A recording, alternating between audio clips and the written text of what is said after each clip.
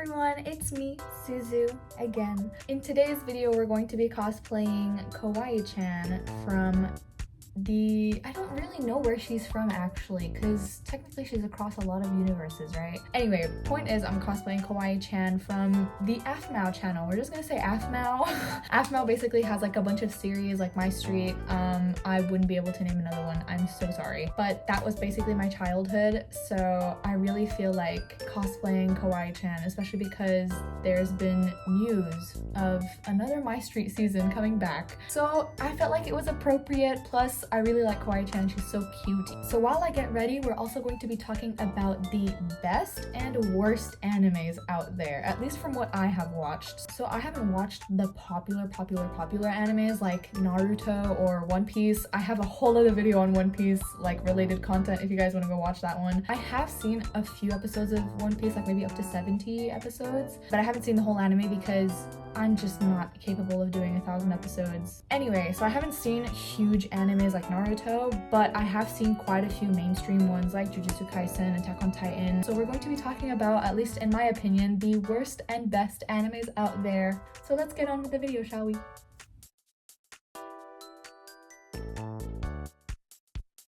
So as per usual, we're going to be starting with my foundation. I also finally have a cute little headband to keep my hair back instead of pinning it back, because every time I pin it back, I have to take the pins out because I need to put my wig on.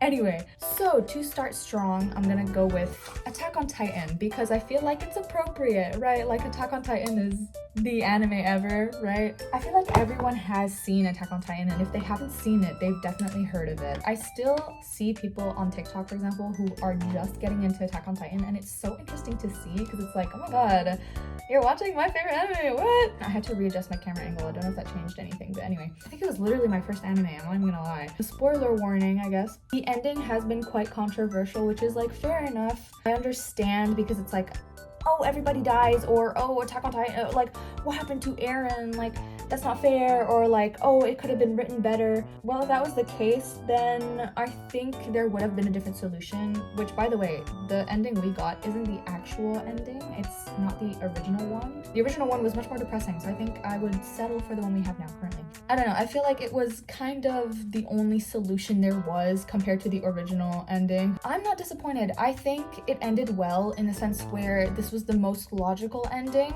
and to everyone who says, oh no, but that's not the most logical one because there could have been something better, like they could have made peace without killing each other. Well, I hate to break it to you, but the ending was decided from the beginning. Point is, I'm happy with the ending, as much as it was very depressing. I'm not upset by it, and to those who are upset by it, just watch another anime. There are plenty of slice of life out there where people aren't dying 24/7 and war isn't a thing. Okay. I feel like the storytelling for Attack on Titan is absolutely gold. I think that's what makes it how popular it is. It's because it's written so amazingly. To come up with that much level of detail and story and like characters and stuff like that is so complicated and it's so hard, and so I don't know how Isayama did it, but he did it. I think that's why it had such a huge success. Definitely, I don't even think that's up for debate. Anyway, so Attack on Titan has a very close place to my heart. It is one of the first animes I've ever watched ever, and I absolutely love it. If you guys don't know anything about Attack on Titan, please go watch it because it is so worth it. The characters are lovable. There are funny moments, as depressing as it is. It's just a great anime. Like, I really like Attack on Titan. It's just such a good anime for me, honestly. Anyway, moving on. Second anime, we're gonna go into JoJo's Bizarre Adventure, which is my #1 anime. JoJo has my heart. I know I hyped up Attack on Titan so much, but JoJo, bro, oh my god. I need to hold back from hyping it up because honestly, I would not be able to stop. JoJo is such a masterpiece. Like, it's so good. Like, I can't even explain what is so good about it because there's so much context needed. Like, it's not like Attack on Titan where you have like, oh, there's a war and people are trying to make peace, but it doesn't work that way. It's just constantly changing. I think the only consistent thing in JoJo is the fact that there's a bloodline. JoJo is my #1. It's such a creative little silly anime. The art style, it's so good. I have a whole poster back there. I don't know if you can see it. I love JoJo. As quirky of an anime as it is, I think the storytelling is still great. Like, there's still a plot, and on the surface level, you're kind of like, this is a weird anime. Like, how does someone come up with these ideas? And it just doesn't make sense sometimes. But then when you actually think about it, you're like, there's so much detail and so much thought and actual logic behind like stands and stuff like that you're kind of like, oh, the creativity and the writing is just, wow, like how does one come up with this? Anyway, if I could watch JoJo all over again for the first time, I definitely would. I love JoJo, it has my whole heart. And to those wondering why I haven't cosplayed any JoJo characters, I definitely have. I'm so scared of doing the makeup. I did it once, no, I did it twice. I did 2 JoJo characters. It was horrifying. The makeup is something else, so props to JoJo cosplayers. Whoa. Maybe in the future one day if I get better. So the next anime I'm going to choose is Promised Neverland. Let's talk about the Promised Neverland. I actually watched a video recently that was like 3 hours long or something. I think it was a review of the whole anime, including season 2, which I will go into. Damn, I really miss the Promised Neverland. Like, it's so good. I cosplayed Emma. I don't think she's up on my Instagram because it was so ancient, and as much as I love the cosplay, there was a specific grid style going on, it just doesn't work. So I love the Promised Neverland with my whole heart. It is an absolutely goated anime. It's so good. I mean, the ratings that were out there when it first came out were pretty high. I think it was like 8.9 or 9 point something, which is pretty high. The first season was glorious. The first season was horror anime to the max, suspenseful. The characters are smart. There are moments where the anime will leave the audience in the dark and you only find out things as other characters find out. It's such an interesting way to do an information leak. The mystery, the horror elements, the fact that there's like monsters and everything, and then the fact that there's children, and the voice acting. That one scene where Emma is screaming, oh my god. It's kind of iconic for that, but guys, The Promised Neverland season 1 is just so good. Honestly, it's probably one of my top animes as well. I don't know why, there's just something about it that's so addicting. Let's talk about season 2 though. I don't have that many things to say about season 2 just because it's absolute trash. I was so excited because I watched the first season close to when the second season was coming out. So I was so excited. I was like, oh my god, like I'm gonna watch an anime and be on time and I'm gonna see the season 2. And when they released season 2, I watched 4 episodes and I was like, are we watching the same anime? Let's just say that they didn't make the adaptation adapted. The whole point of an adaptation is to make it like the original source, which is the manga. So I don't know why they didn't, but you know what? It's okay. I dropped season 2, let's just say that. I don't want to go into too much detail about why it's bad, but to those who are interested, I will say it's just so bad. What really got to me was the fact that these smart children who are so smart, they escaped this whole thing with a crazy plan. They suddenly just got dumb. You watch them and you're like, what happened to the brain cells they have? Like, they literally don't know what they're doing at some point, and it's like, this is not the people I know. Like, why is everyone so dumb all of a sudden, you know? It just doesn't make sense. Instead of animating them actually getting better and getting stronger and practicing and training, they just do it in a montage style, and it's just a bunch of pictures of them being happy, training, which is not what we had in season 1 at all. In season 1, I was like, oh, they're training. They're actually trying so hard. Season 2, I was like, what am I watching? Are they training or are they just being cute? Especially considering the fact that the outside world is supposed to be so much scarier than the orphanage, it's kind of a letdown because you're looking at it and you're like, it looks more peaceful. It just doesn't make sense. I'm not even gonna start on the fact that they cut out a whole character that is literally detrimental to the plot of part 2, season 2, whatever it is. They really botched season 2 and it's so upsetting. I really hope we get some like Horimiya incident going on where we like get like a season 2 remake or something. It's such a shame. It's such a good anime. They made 164 chapters, I think, into 8 episodes. That's just not possible. That's just not possible. Oh my god, guys. Enough of the Promised Neverland because I'm going to lose my mind. Actually, because I brought them up, let's talk about Horimiya. To those who were like me and still might be, who think that Horimiya is an overhyped anime, just let me explain. Horimiya to me was so uninteresting before I watched it. I was telling myself, where did this anime come from? I feel like it came out of the blue. That might just be a me thing, but I feel like it came out of the blue and people were suddenly so hyped over it and they were like, oh my god, this anime is the best romance anime ever. So I was telling myself, like, I really don't want to get onto the hype train and watch an anime that's just not going to be interesting. It's a romance anime, like it really can't be that good.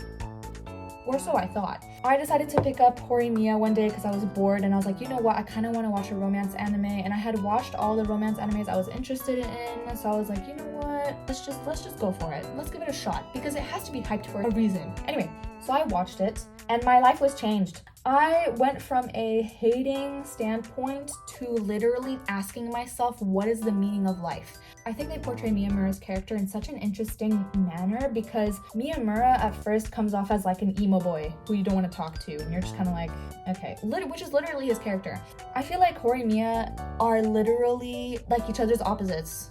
You know, like Miyamura is super introverted, and then Hori is literally an extroverted version of him. If you want to see a slice of life where there isn't that much of a heartbreak, then watch Horimiya because it's so good. It's so good. It's so good. This is the only way I'm going to manage to explain how good this is. I have never cried over a kiss before, but let me tell you, when they kissed, I started bawling my eyes out. The minute it happened, I was like, oh, this is true love. Miyamura's character is literally all about dealing with, I guess, depression and such. They touch it so lightly in the anime. I understand why they did that, probably to conserve anything dramatic, right? And maybe they don't want to go too much into that because it is supposed to be a romance anime, but they do it in a sense where it works. Like, it's in your face, you see it, you know it's there, but they touch it just lightly enough to make you know it's there, but it's not the whole plot, which I like. Some animes really go over the top and make sure you know it's there and it's the whole character's personality, and it's really frustrating when they do that. Like, imagine a great character, a really, really good character that could have so much potential, and then suddenly it gets shot down by this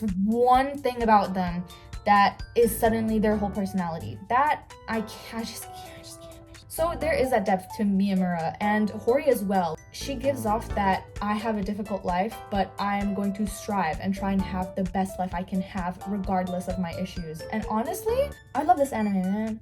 I don't love it as much as I love Your Lie in April though, which I will touch now. So moving on to Your Lie in April, since we're already in the romance category, we might as well continue. Apart from the whole intro, that is so iconic. Literally everybody knows it whether you have watched the anime or not. It is a very, very cute anime, and I cannot lie. It's just so well written. Like, the character development and the whole reason behind the title, Your Lie in April, is just genius. If you're looking for a slice of life to absolutely ruin you though, then I would definitely suggest Your Lie in April. Towards the end anyway, it gets sadder, but the whole anime is just so beautiful. I think it's a pretty slow start, which typically isn't a problem. The anime is focused on kids who play music. So if you're not into watching a kid perform a piano for like half an episode, maybe it's not for you. But to be fair, we don't just see the kid play a piano. Like, there's a whole story going on at the same time. And again, depth of characters is such a big thing for me, and this anime has exactly that. Much like Hori from Horimiya, the female lead, I think her name is Kaori. Kaori has such a deep story, and at first I was kind of like, okay, we get it, like, depressed child. But then you realize why, and you're like, oh, ouch.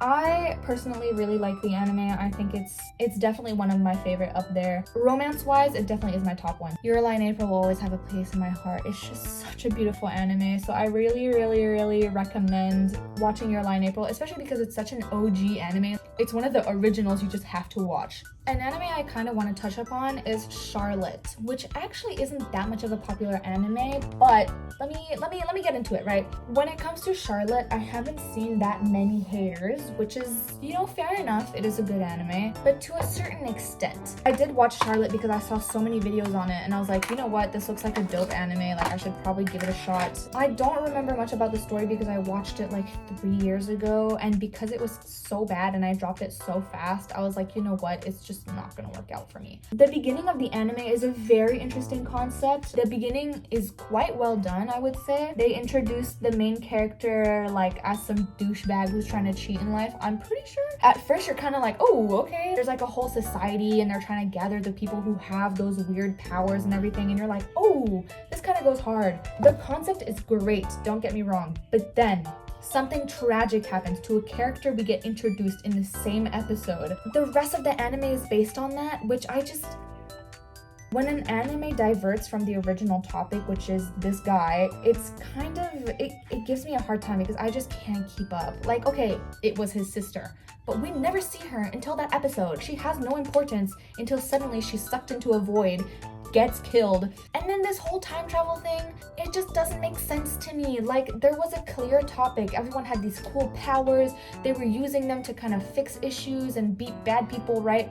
And then suddenly they're trying to time travel, and it's too much. There's a point where I feel like things should not go too off topic because they have a good story, and Charlotte is just an example of that. It goes so off topic and it's just impossible for me to keep up because, like I said, it's too different from the original topic. And some pieces of media have done this amazingly. Like, some pieces of media definitely, like, I could watch that and go like, okay, like, I see the change in topic, but it works because it's done fluidly. This just happened too quickly for me, and I can't do that. So unfortunately, I don't like Charlotte that much. I'm gonna have to say it's pretty mid. Sorry guys. Honestly, it's up to you guys. If you guys love Charlotte, I'm happy for you. Love Charlotte all you want, but just away from me. Another anime, which is a bit different from everything I've listed so far because it's a family anime, is Spy Family. Oh my goodness, Spy Family. I freaking love Spy Family. Like, when it first came out, I couldn't stop fangirling. I was like, oh my god, this is adorable. This is adorable. And much like Spy Family, when, I think it's called Spy Daddies, when that came out, I think it was just poor timing because I can definitely see the hype and I can see why it came out and like why it could be definitely a good anime, but it came right as Spy Family came out, and I think that's just ruined it for me. I didn't watch Spy Daddies, so I don't want to comment too much on it because, like MHA, I just don't want to comment on things I haven't seen because that would be unfair. But I have seen clips from it, and my friend really liked it. I'm sorry, Anya is so much better of a child than whatever that 3-year-old is, okay? Anya is stupid funny. You get what I mean? The other kid in Spy Daddies is stupid annoying. When I don't want a child, the promotional material to make me feel this way is Spy Daddies. Like, if I ended up like a child like that, bro, Spy Family is better for me. Anya is a cutie. She's actually smart in some ways. Like, she's contributing to try and help her parents out, even though they're completely like all on different spectrum. She can read people's minds. There's an assassin, and then there's a spy. Like, they're so different, but they always click together, and I just find that so wholesome, you know? Spy Family is just a very cute anime, and I just rewatched it recently with my mother because I'm trying to get her into anime. Seriously, if you need something to lift your mood and just to laugh at and have a good time, Spy Family works. Also, if you want to introduce anime to a person who hasn't been into anime yet and they want to get into it, Spy Family is perfect because the comedic effect is just perfect for someone who doesn't like, or quote unquote doesn't like anime, right? The animation style is also really crisp and really pretty. Like, there's just something about the animation, the comedic effects. It's so well animated too. Like, just when you're wondering what's happening to a different character, they switch to that character to let you know. There was a moment where there was an episode very heavily based on Yor. I was like, oh, but I wonder what's happening to Anya, because like, as much as it is nice to see Yor in her action and doing her job, I wonder what's happening to, you know, Lloyd and Anya. And literally the second I started asking myself that, it switches to them. And that timing for me is so important because if I get lost or I get bored during an episode, I'm gonna end it there. It's just not gonna happen. Yeah, Spy Family is one of my favorite animes ever because it's just adorable, and like I said, if you need to convert a non-anime watcher to an anime watcher, Spy Family is a good place to start, I would say. My lashes finally installed. I had to fight for a quick minute with my actual lashes because I did not want to cooperate, and they still kind of don't want to. But anyway, point is, my makeup is basically done. I'm just gonna put some lipstick on, and then I will see you guys in full cosplay. So I'll see you there in about 2 seconds. Hi, I'm back and I'm fully in cosplay. I almost forgot, I will not lie to you. But we're here, I did not forget.